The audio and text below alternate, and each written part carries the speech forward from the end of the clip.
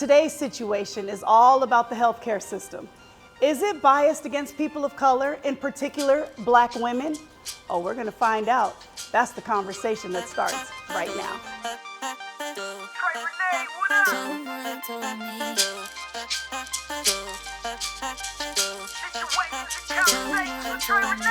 Situations and conversations with Trey Renee. Situations and conversations with Trey Renee. Real situations, real conversations. Empowering the community leads to elevation. Entertainment and education. Welcome to Situations and Conversations. I am your host, Trey Renee. So happy that you are joining us today. We have a very important situation to discuss. Our healthcare system. The question is it really biased against people of color, in particular, women of color, Black women? Well, we have a fabulous guest here today to speak directly to that. And she knows all about it. She's an OBGYN. Her name is Dr. Kimberlynn Heller. Welcome, Dr. Heller. Thank you so much. Yes. I have been so excited to have you here. I'm so grateful that April, one of my producers here, knows you, booked you, because we have a lot to discuss. Yes, ma'am. So let's just jump right on into it. Is it true? Is the healthcare system really biased against people of color and Black women in particular? Absolutely. It is. Oh, yes. I mean, I felt it, but sometimes you second guess yourself, like, I don't know, maybe it's me, but it isn't. This is a real thing. It really is. So when you think about it, and this is why I tell all my patients, when you think about medical school, 90% of medical school is about a 70-kilogram white guy. Are you a 70-kilogram white guy? I am not. Me neither. And so when you think about it, if you think about our normal values, now because of what the Senate has done, everybody has access to their results. So people see the results and they see this normal value, but they don't understand that normal value range is literally based on a 70-kilogram white guy. So it makes no impact for our ethnicity, no impact for if we were cycling, no impact for menopausal, nothing. So, and you consider too about the fact that, again, most of med school is about a 70-kilogram white guy. When you think about the different things that impact black women specifically, let's just talk specifically about us. Yes. So one thing we know is that many of us are the descendants of those who survived the Middle Passage. So because of that, we still have that legacy. So our H&H, our hemoglobin and hematocrit, tends to run a little bit lower in those of us of color. That's the blood? That's the blood. Okay, because we gotta break it down for some of us because I'm like the what? The what? That's the blood, your blood levels. Right. And okay. So and that's what. So when people say I'm anemic, right? They base on the fact that your hemoglobin the normal values are 12 and above, right? Normal values. But for those of us of color, they can be about 10 to 10 and a half and up and still be fine. The hematocrit is the actual cell mass that makes up the actual 4 subunit that holds into the iron part. That's your hematocrit. Okay. That also could be a little bit lower in those of us of color. And so, but if you look at the lab values, you'll have people who will say, oh, you're anemic because you're 11.6. Well, no, you're not. And if you get too much iron, you get iron overload and then you get constipated and you want to take your medicine. This is a huge vicious cycle. So it's important to have a physician of color or a physician of color, not just necessarily Black, but a physician of color to understand there are ethnic differences and to know that you can't just look at H&H, you need to look at the MCV, which is the mean corpuscular volume. The what? I'm telling you, right. So what is that? The MCV is the mean corpuscular volume, but when you see it on the lab value, it just says MCV. Mm-hmm. Well, basically, if in the values, the normal values are 80 to 100. If it's less than 80, which is what tends to be in those of us of color, there's 5 reasons why. And I'm saying this because I want people to know when they're talking to their docs about it, they'll know, wait a minute, that Black lady said that these 5 things that Black doctor that was on the show told me, okay, no, this is good because this is what we need information. Right, and so usually the 5 things that make it less than 80 are the sideroblastic anemias, the anemia of chronic diseases, lead poisoning, thalassemia, so like your sickle cell, and then your iron deficiency. Okay. And of course, if you're a Black woman, there's always like, oh, it's iron. Well, okay, so if it's iron, we need to be getting a ferritin level because ferritin levels actually tell us what our iron stores are. So you can have a totally normal hemoglobin and hematocrit, otherwise known as H&H, but your ferritin can be 6. And the reason why your ferritin or your store level is actually low is because our body is burning the stores so that our H&H values are relatively normal looking, right? And so if you look at the normal lab values, once again, your normal lab values would say that it's 10 and up. Right. No. So Dr. Brown, who was the past president of ACOG, which is American College of Obstetrics and Gynecology, who was a Black guy, said back when he was president that really for the ferritin levels for Black women, they should be 50 and above. Oh, And okay. the Society for Endocrinology and Reproductive Medicine has said the same thing, that it should be for 50 and above. Even hematologist says it should be 50 and above for people in the reproductive ages. So if your ferritin level is 10 and you tell your doctor, I don't feel good, and they do your ferritin, they say, oh, you're normal. No, you're not. It needs to be 50 and above. Wow, this is something that you definitely need to know. And also how you can advocate for yourself, because I mean, the old saying, the more you know. Yes, right? right. Okay. Wow, that's a lot though. It's a lot. So what is it about advocating for ourselves that makes it so difficult, especially for women and in particular Black women when we're in the office? We are more often misdiagnosed, mistreated. We don't get referred for specialty care. What would you advise somebody does in a situation like that? I think the issue is fear. So we as Black women are always worried about being perceived as the angry Black woman. Yes. Right? And half the time when we go into these doctors' offices, there's no one who looks like us at the front desk. There's nobody who looks like us, and they put us back into the room. And of course, our physicians are not, they don't look like us. So we're afraid that, and rightly so, that if we do insist or assert, we're going to have security called on us, because we've all heard of it happening. The doctors are going to kick us out of the office. They're going to make us feel bad, because, you know, sometimes they do. They guilt trip you, make you, and talk down to you like you're stupid. And a lot of times as Black folks, Black women, men, we get talked at. We don't get talked to, right? And so when you talk at me, it makes me so uncomfortable, I want to leave. So it's hard to advocate for yourself if you're so uncomfortable you want to leave. And what I want to say to my sisters and my brothers is, that has been used against us for so long. It's old, it's tired.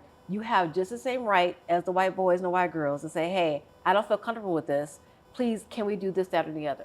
Right? And, you know, and as a physician, I'm saying this because oftentimes I have patients come to me who will say, you know, I just don't feel good, I don't feel right. And then they'll spend the next 10 to 15 minutes trying to convince me as to why I need to listen to them. Right? But because I too am Black and I have a Black mama and a Black sister, I always tell them, hey sis, you don't have to, you don't have to defend yourself to me. Let's just get a test and see it.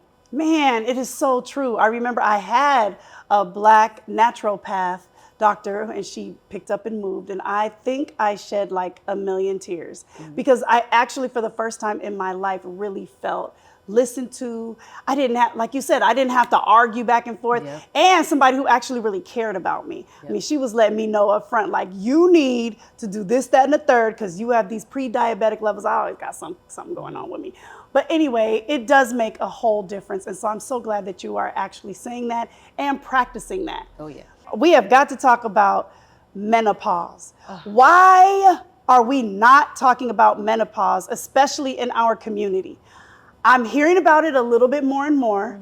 I saw that Oprah started talking, you know, once Oprah starts talking about it, then everybody thinks it's the thing to do. I even saw some other talk show hosts starting to talk about it. I am a woman of a certain age. I need to know more about it. My mother never told me anything. It was almost like she was angry about it with me. You know, when I asked her if she had an extra tampon or a pad one day, and she was like, I don't need those anymore. Go, you know, and I was like, whoa, who is this lady? Where did she come from? She's not even like that. And so I thought, is that what menopause does? I have no idea. Please help us. Talk to us about menopause. So there's so many myths about menopause. And let me tell you my own personal bias. So my mother talked to us about everything. And so I'm under belief that, oh, my mom does it, so other sisters, their moms do the same thing. And the more that I'm out and about, the more I realize that is not true. And, you know, so there's the problem with menopause. There's so many myths. There's a lot of misinformation. There's a lot of misconceptions. So let's start with the very first thing, hormone replacement. So there was a study done that was published in 2001, 2002, and it was based off the Women's Health Initiative study.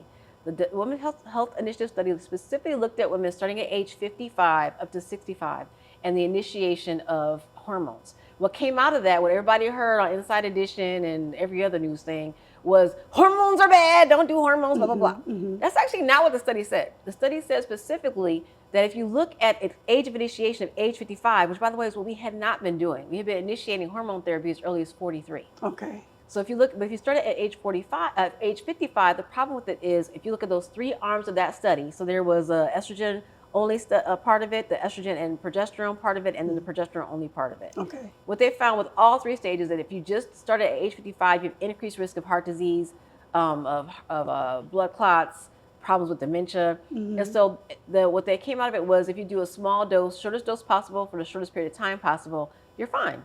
Oh, okay. But that's not what people did. What people did instead was hard stop on hormones for like a decade. Right. So you have a decade of our mothers, our aunts, our sisters who went through menopause untreated and feeling freaking miserable, right?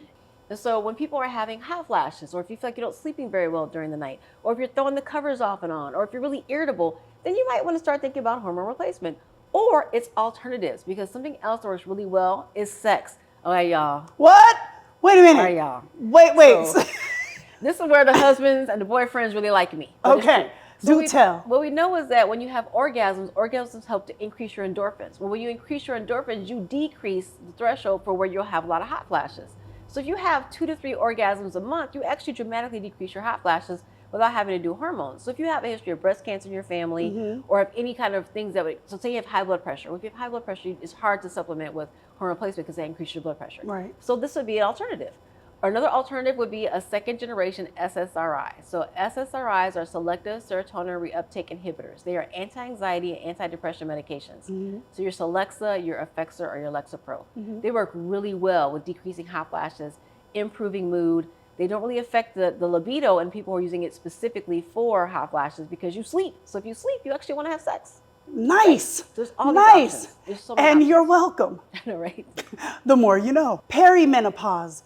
What is that? When does it start? And am I in it? I love that question. I'm so glad you asked it. So everything in medicine is a range. So you think about the perimenopausal period. The perimenopausal period is a 10-year time frame prior to stopping having periods. Okay. Menopause literally is the cessation of periods. So no more periods for at least a year. You are officially menopausal. So for that perimenopause time period, that's where we're having the hot flashes, the mood swings, the weight gain, and the bloating, everything else. So it starts anywhere between 43 and 53, 10-year time period, right? Some people, of course, and this is on average. So some folks will start it earlier, some folks will start it later. But this tends to be what it is. Okay. And again, I always tell my ladies that the perimenopause, this is a marathon. We are training for a marathon. So starting around age 35, you want to start to do those life changes that help to get you to and through menopause. Like what? So exercise. If you're not exercising for 30 minutes a day, or at least 3 times a week for an hour, then you need to start. Because again, that helps to up those endorphins. Sex can do that. Sex does it too. Okay. Yep. And the important thing about sex is one thing that occurs after menopause is people have more pain with sex because your vagina hurts. Like pain is the number one reason why women's libido drops significantly in menopause. So by starting that marathon training early at 35 and starting to have sex normally, by the time you get to 50, 55, we are no longer making eggs. You still actually have really good elasticity inside the vagina. You still have good rugae, which are the folds in the vagina that help the vagina to elongate. Okay. And you're also able to let the vagina to widen. So sex is great. This is why it's so important to have these types of conversations, seriously, because sex is also very taboo in certain cultures, and we're not talking about that. Then we're not talking about menopause, and they're all tied together for a healthy existence. Yes. I mean, a woman, there's no reason for a woman to not feel great in her 50s and beyond. I agree. Right? And so it sounds like I might be in this perimenopausal phase. So after, behind the scenes, can we have more of a chat? Absolutely. Yeah, because I need more information. But people really need to get in touch with you. Are you taking more clients? I mean, I'm always taking patients. Oh, I love it. Yeah. Oh, I love it. Yeah. Thank you so much, Dr. Heller. This was great. I know that we could sit here and talk for more, but we can't right now. But maybe we'll have a continuation series or something. Maybe like a YouTube after the show. Thomas, can we do that? Awesome. Sweet. See, I'm the boss. I get what I want. Okay, thank you so much for being here. My pleasure. Thank you so much for inviting me. I really appreciate it. Man, I think everybody really appreciates this on a good old Saturday morning. All right. Thank you so much again for being here, and we'll get you more in touch with Dr. Heller. No problems there. And you don't go away. We'll be back with more situations and conversations in just a bit. Special thanks to our presenting sponsor, Oregon Health Authority, helping people in communities achieve optimum physical, mental, and social well-being. It's time for Artist Spotlight. This is the segment where we highlight local artists. Hey everyone, this is Abibat Durasimi, executive producer of Situations and Conversations with Trey Renee. And we are here with Artist Spotlight, Jocelyn Rice. Okay, so the reason why I'm so giddy is because my girl is doing big things, okay? For the fact that she is an amazing designer for sports apparel, outdoor apparel. What else do you do, Miss Thang? Because you do a lot. I mean, that was my career, and that's why I was there, was to talk about outdoor and being a woman of color in the outdoor industry, because you just don't see us there. And so after a very long career in that, I decided to start my own brand or artistic practice called Black Earth United, which is what you are wearing right now. Listen, tell me the backstory of Black Earth United. Sure. So Black Earth United is named not only for the beautiful melanin that is in our skin, but black holes and the earth. It's the richest soil in the earth is black soil. And so I started making do-rags specifically for black folks outside. You can currently get them in REI. Which is dope. And then I also, with help, understanding like what kind of stuff we need for our hair and also for our bodies. And so I started with coveralls. Each one is individual, like the one that you're wearing. So each one tells a story of the Black experience outside. I mean, come on. Listen. Yes, so we've got Zora Neale Hurston, Breonna Taylor. On the front, when you turn it around, you've got Harriet's journey that she took, little Amos Wilson, Audre Lorde, like we all up in here. Every piece is blessed. Yes, it is. For the individual that purchases it, so yes. Amazing. So apart from Black Earth United, you also produce Through the Line. Yes, the Through Line. Through the Line, yes. yes. So that was like the first foray into starting my own brand. So it was during 2020 and just knowing that we needed a place to come together and just share stories of our joy outside. Amazing. What is happening for you next? Like, what is your next venture? I mean, are you going to be able to incorporate both Black Earth United and Through Line? I think so. I think we're going to do, so the Through Line was an online venture, but we've been asked to bring it to Portland. So I think we'll do a whole thing with the Through Line. And then I'm working with some amazing women on a full outdoor collection, the first collection for and by Black women.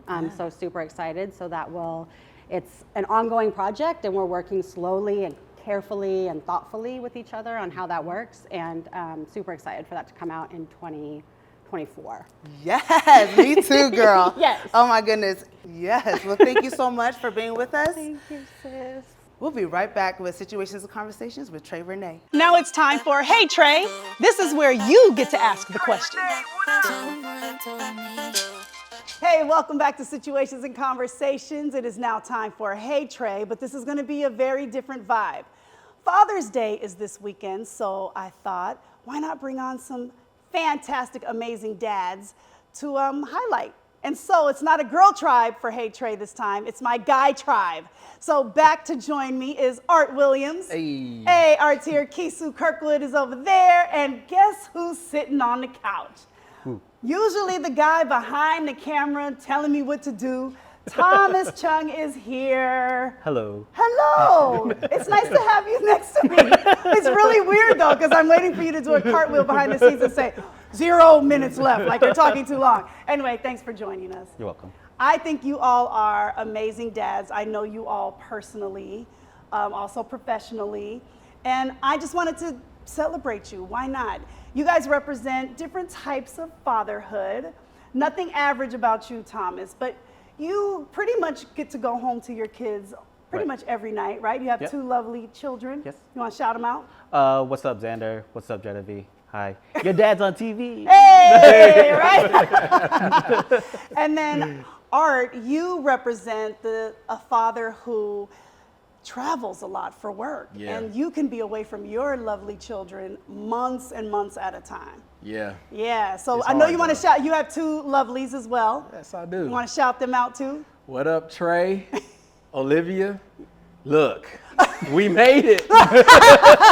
Dad's on the couch. All right, and then last but certainly not least, Kisu, you represent kind of like kind of you're in your own you're in your own situation over here because you're a very rare breed. You are a Black single father. Yes. With custody, raising your children since what, the age of 4? 3.5 to be. 3.5. All girls. Ooh, Right. Can we just do this real quick? Can we just do this? I mean, wow. right? So let's just start with a little bit around that journey. As a single dad, what compelled you to go and seek custody of your babies? Honestly, I made a mistake, and I always believe that as a man, you stand by your mistakes the same way you stand by your wins, you know. And I found myself in a situation where I had children, and the mom wasn't really in a stable position to raise them, and so I did what I needed to do: go to court, got custody, and we've been rocking ever since. You and your girls. Yeah. Wow, and they're what, 18 now? They're 18, the twins. Birthday was in October, so yeah, they're 18. It's been a long journey. Yeah, but you also have another daughter too. Yes, I have 15. another daughter that's 15. She lives with her mom and always has. Yeah, yeah. Wow, just all this different type of fatherhood here. Like, The black Danny Tanner. Full house. right, it is a full house for real, right? For real. So, I mean, Thomas, for you, what would you say has been your biggest challenge as a dad?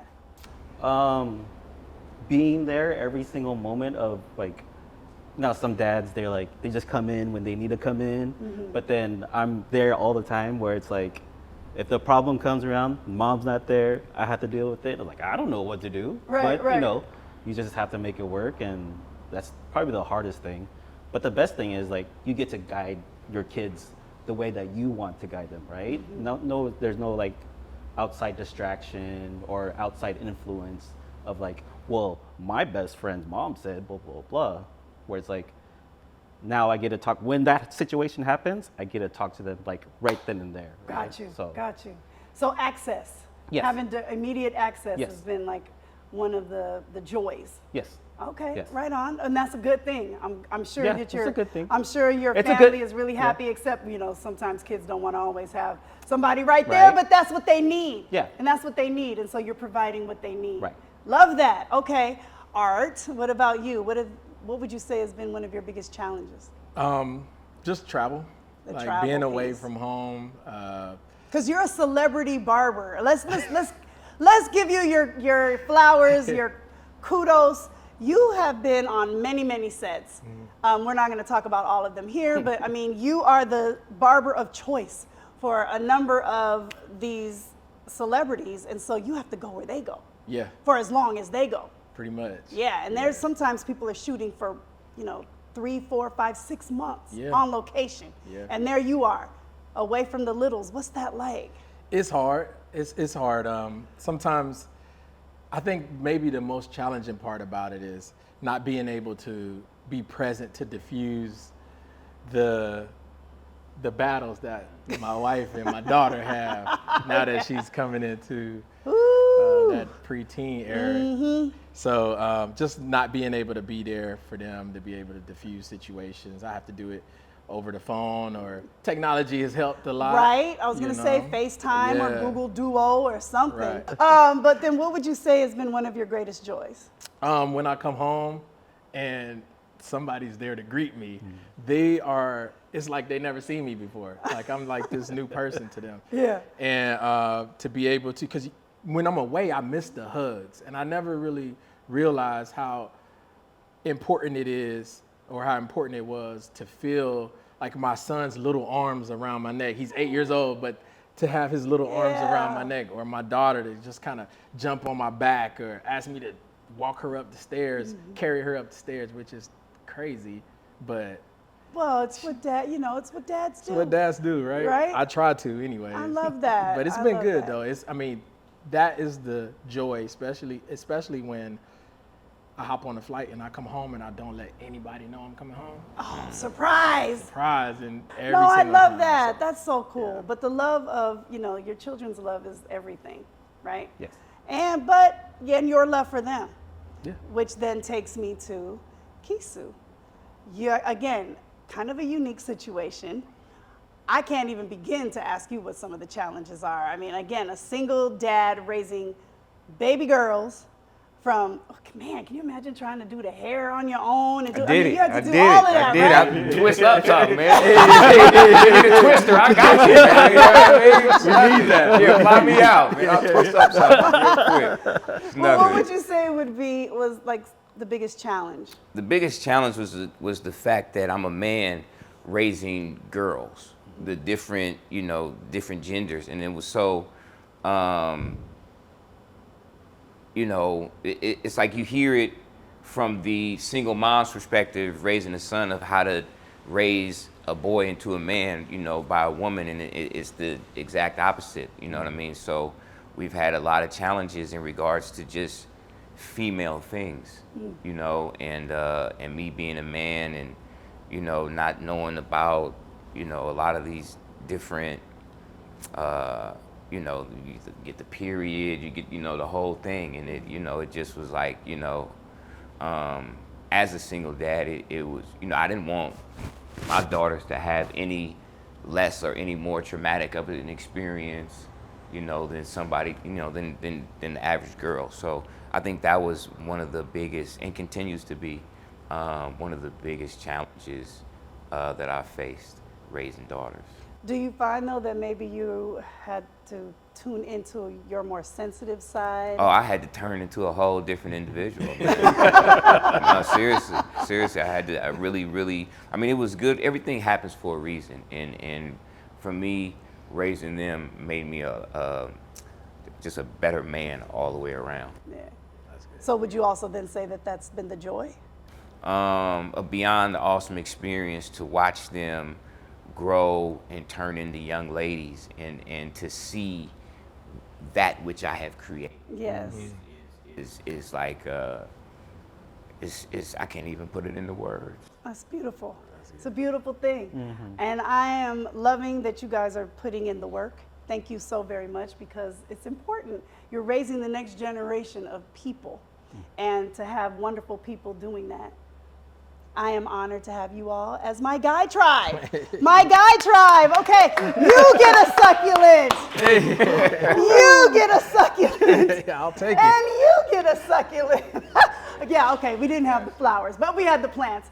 Thank you guys so much for being here and for all that you do. And I want to make sure we send a special shout out to all of the dads or dad-like figures out there. If you have one in your life, please make sure that you celebrate him. This is an important weekend, and every day, why not, right? Absolutely. Yes. Flowers and succulents every day Yes. for everybody. Thank you so much for Cheers, joining buddy. us on Situations and Conversations. I'm loving the love. Love that you guys have hung out with us all season. You never know when we'll be back, so just make sure you keep checking on that YouTube page. I just want to really give you the most sincerest thank you for supporting us over the years. Season 3 of Situations and Conversations is a wrap. Yay! We will see you another time. Until then, make sure you take excellent care of yourselves, which is the only way you can take care of anybody else. You know that's our mission. When you think me, think we. When you think you, think too. Bye. Special thanks to our presenting sponsor, Oregon Health Authority, helping people and communities achieve optimum physical, mental, and social well-being. And thanks to Tabiba Styles for hair and makeup glam, as well as Adorn Boutiques for my wardrobe. Situations and Conversations with Trey Renee is shot on location at Louisa Event Space in Portland. Situations and Conversations with Trey Renee is a Bum Juice Entertainment production in conjunction with Thomas Chung Films, Bloom Beauty Collective, and Allen & Unger Consulting Group.